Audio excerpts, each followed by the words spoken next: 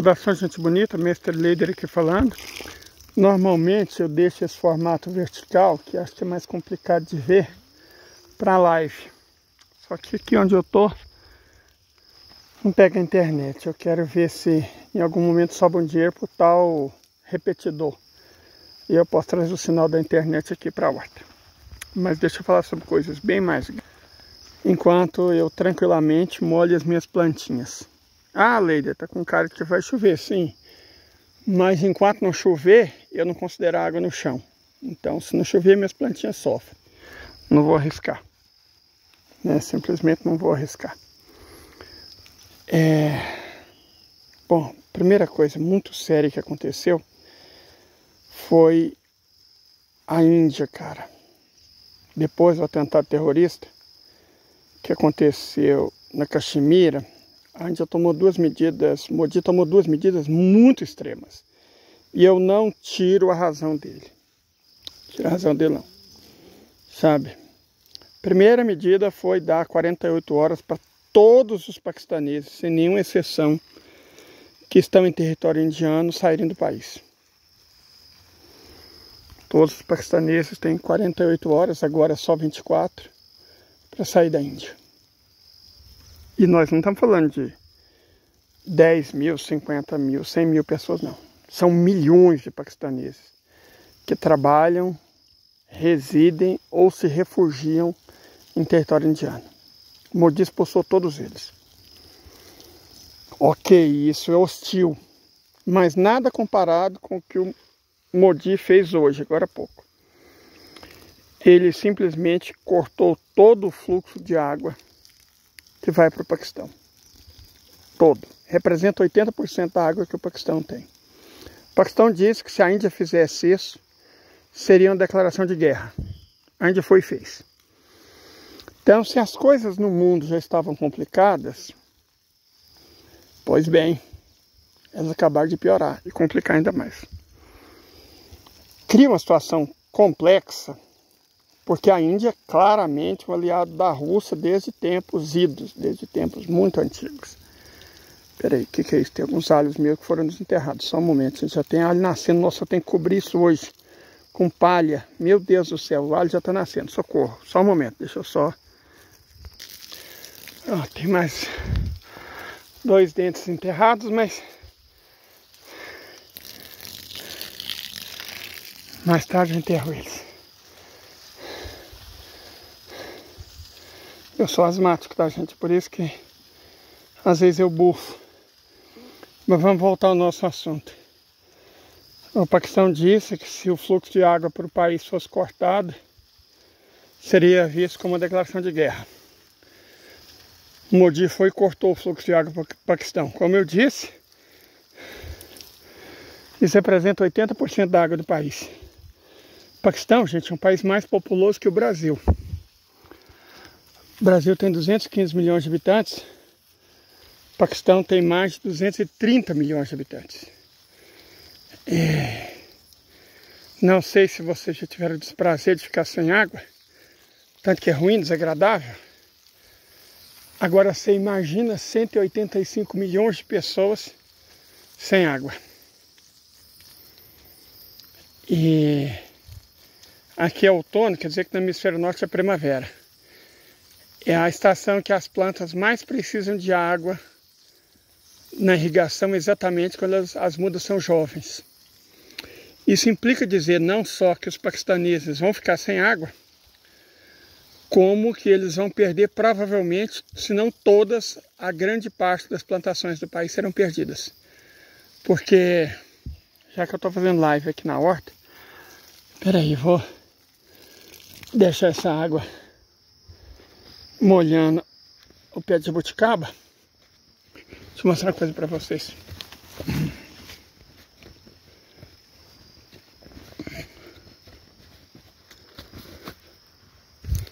Aqui é a minha sementeira.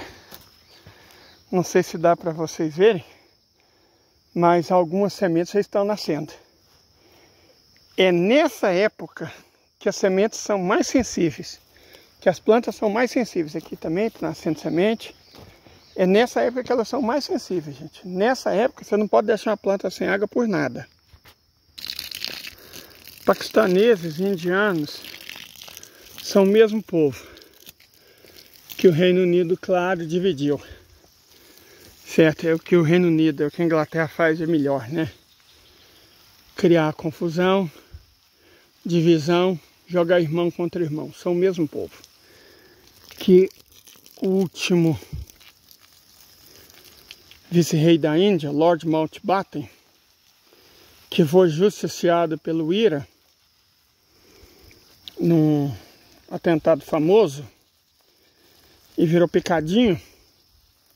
Então, Lord Mountbatten foi com a ajuda do traidor do povo indiano, Mohandas Gandhi, que é tido como Mahatma, grande alma.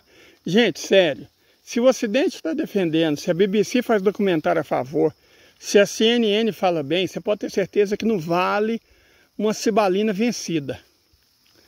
Então não se iluda com essa de paz e amor, não sei o quê, a resistência pacífica, esquece esse Gandhi.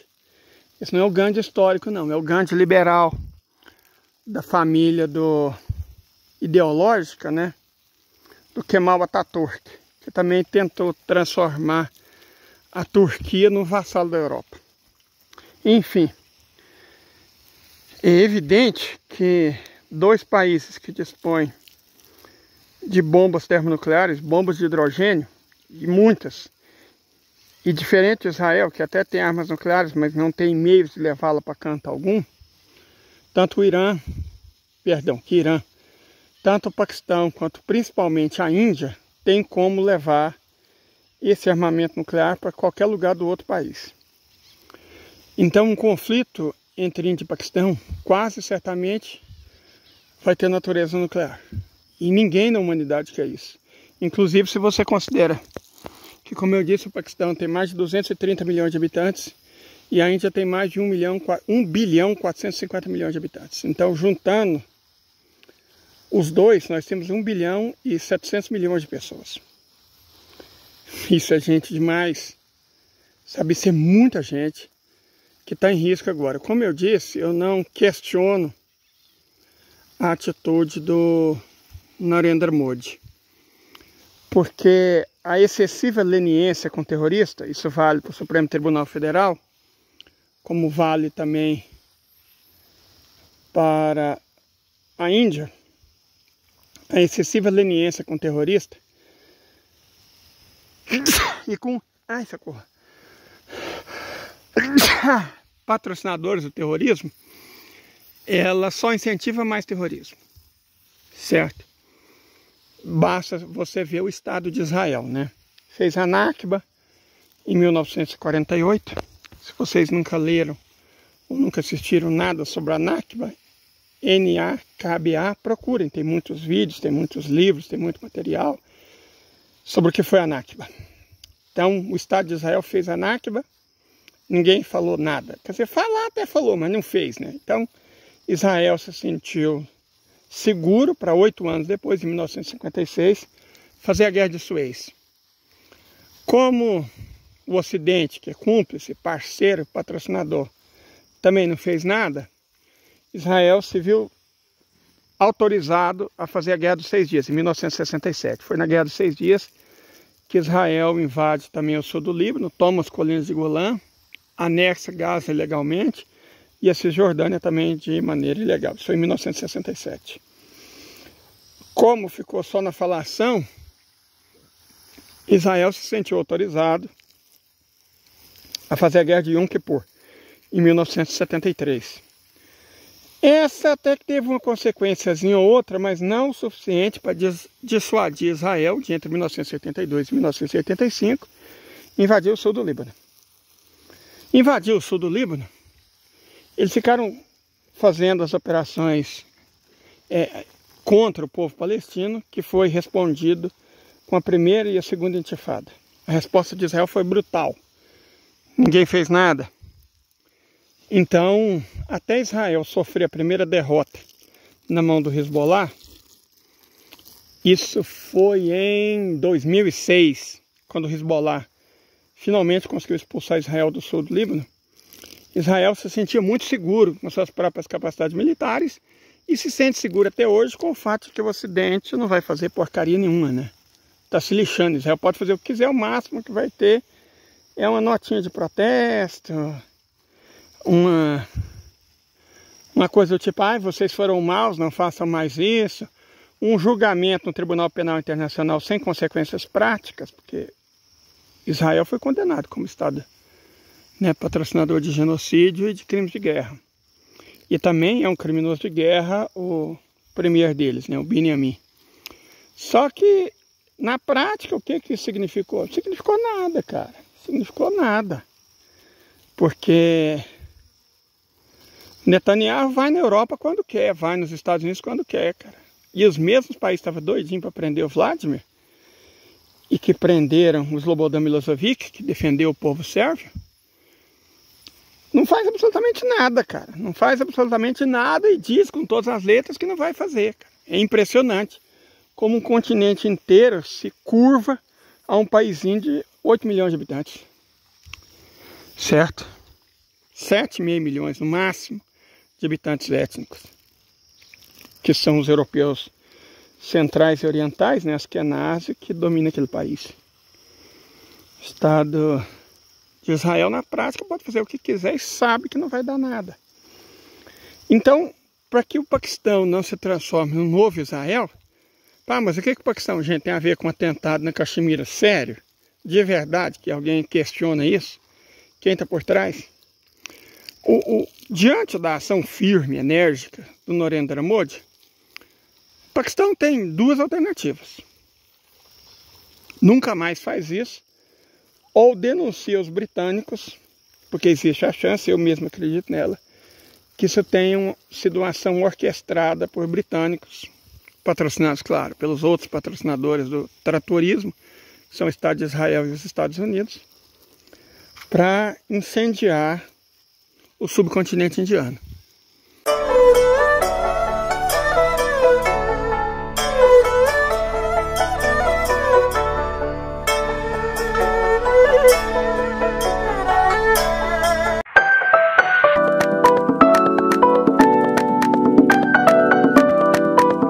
Certo, pode muito bem ter sido eles. Ataque de falsa bandeira é característica desses povos, dos anglo-sionistas. É muito característico.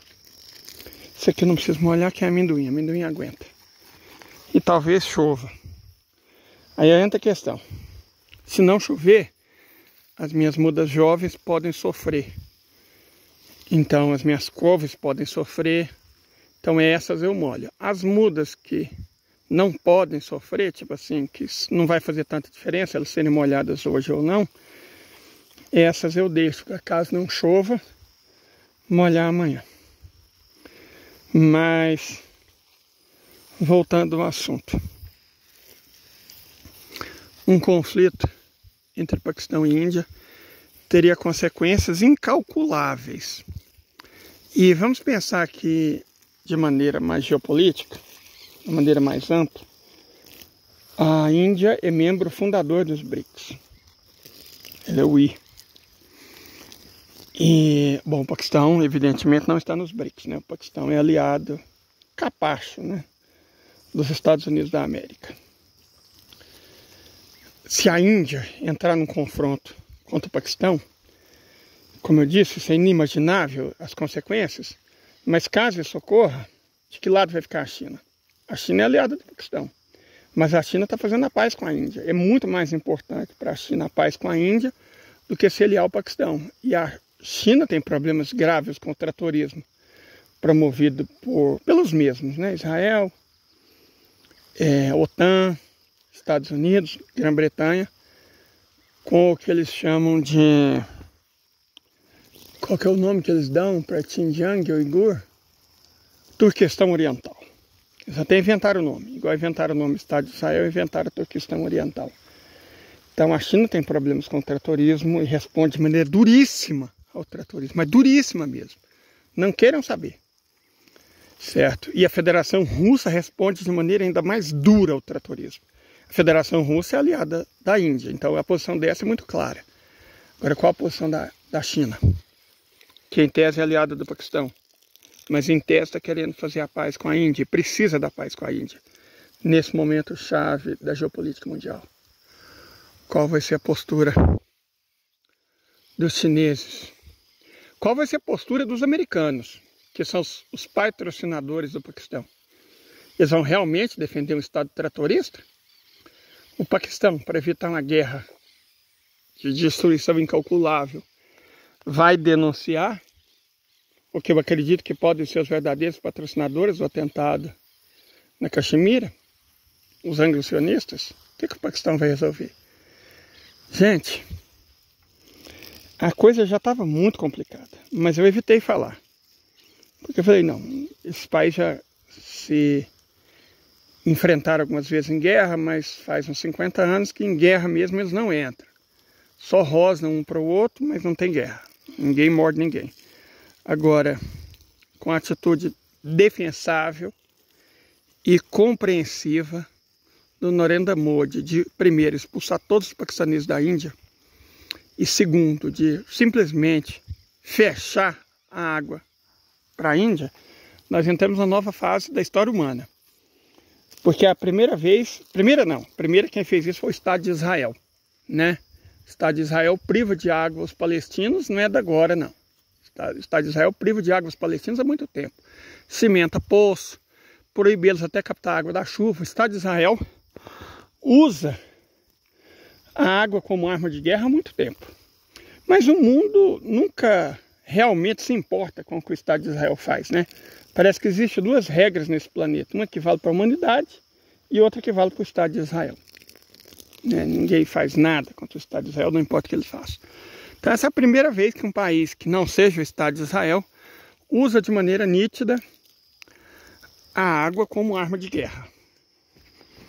Aqui, ó, gente, o alho começou a brotar, mas eu não sei se eu esqueci ou se foram os passarinhos. Por que eu falo que pode ter sido os passarinhos? Não que os passarinhos comam alho. Deixa eu mostrar uma coisa aqui para vocês. Só um momento, eu só tenho que replantar. Por quê, gente? Eu, graças a Deus, eu tenho dinheiro para comprar meu alho. Eu não estou plantando por causa disso. Eu estou plantando porque essa é a variedade de alho crioula, cultivado em Goiás há séculos. Há séculos que esse alho é cultivado em Goiás. De verdade, ele é cultivado há séculos em Goiás. É um alho roxo, cheiroso, gostoso, tem sabor. E ele está sendo quase extinto lá. Deu uma trabalheira, sabe, grande para conseguir trazer para cá. Eu trouxe essas restas, eu consegui comprar o dia que eu tinha. Acho que tem até vídeo sobre isso que eu fiz antes de vir para cá. Consegui comprar 3 restas. É o dia que eu tinha. Comprei 3 restas de alho para trazer ele aqui e não deixar ele perder. Porque a plantação de alho está morrendo em Goiás, né? Alho é cultura de agricultura familiar. O campo está morrendo. O cultivo de alho está morrendo. Se o cultivo de alho morre em Goiás, as variedades de alho goianas, que tem séculos, também serão extintas. E eu ainda comprei 4 ou 5 cabeças de alho local, que também está morrendo.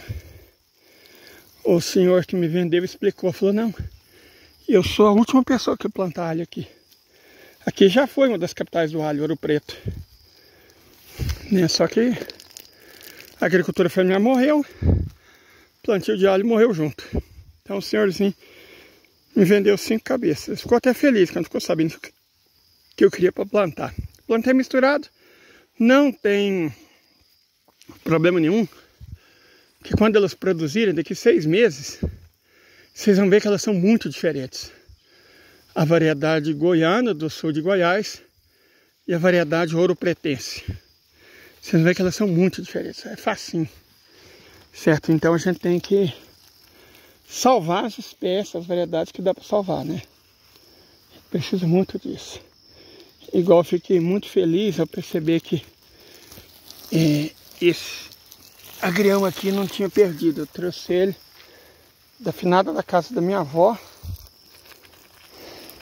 né? Depois eu levei ele para Alto Rio Doce, na Mantiqueira. quando eles roubaram minhas terras.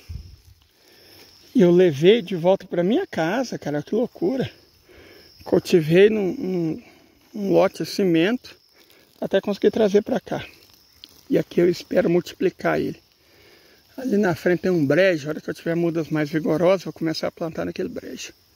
Para não deixar a variedade perder, né? Não pode deixar entrar em extinção.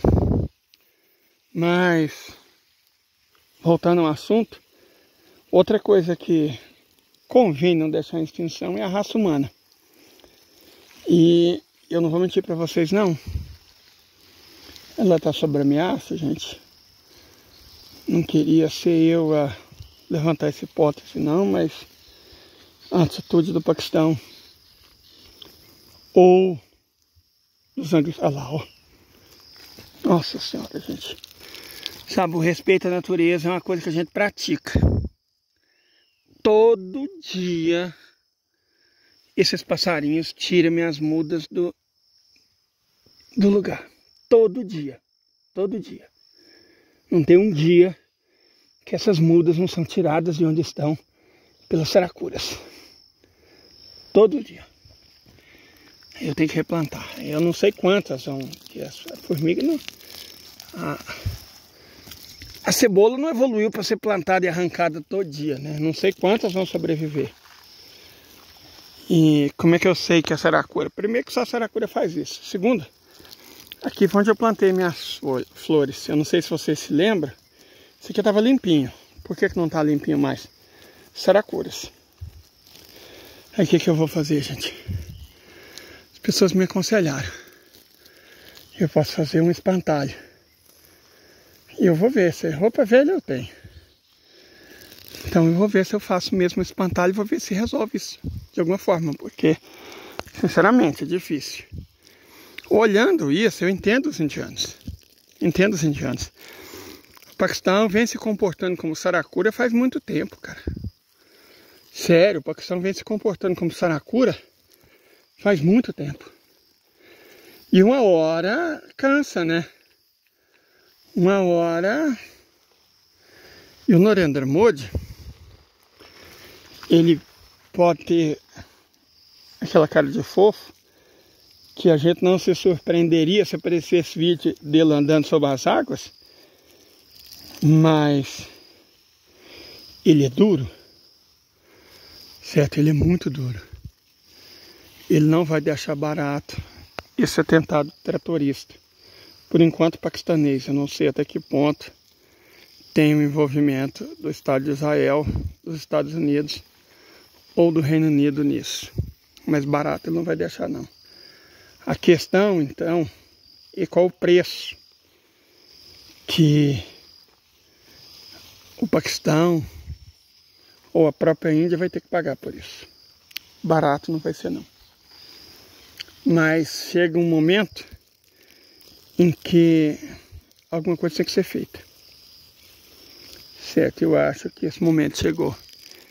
Infelizmente, foi no tempo das nossas vidas. Ah, não, estou esquecendo um negócio aqui. Eu plantei outra mudinha do agrião, e esse agrião gosta muito de água, aqui. Então eu tenho que deixar a água cair aqui. Espera aí. Tá vendo? Esse grama aqui, ó. Aqui é um lugar que recebe muita umidade, perto da muda de amora, que eu também trouxe de Goiás. Eu quero cuidar melhor delas, tem que limpar essa capinzada aqui, mas sem danificar as flores que alimenta os beija-flores, né?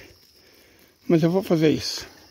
Aos poucos, por mais que o mundo vai ficando complicado e difícil, eu vou organizando a minha hortinha. É claro que eu preferiria estar falando de flores, né? Flores mesmo. Mas guerra é o que poderemos ter. Então eu não sei a fé de vocês, se é que vocês têm, mas usem, né? Porque de fato nós vivemos num mundo doente. E essa doença, ela vai ter que ser curada. idealmente por bem. Mas cada vez menos eu acredito que vai ser por bem. Ela vai ter que ser curada por mal. Certo? É isso, gente. Eu vou terminar de cuidar da minha horta. E aí já posto esse vídeo. Fiquem vocês todos muito bem. Hoje à noite é capaz da gente voltar. Até mais.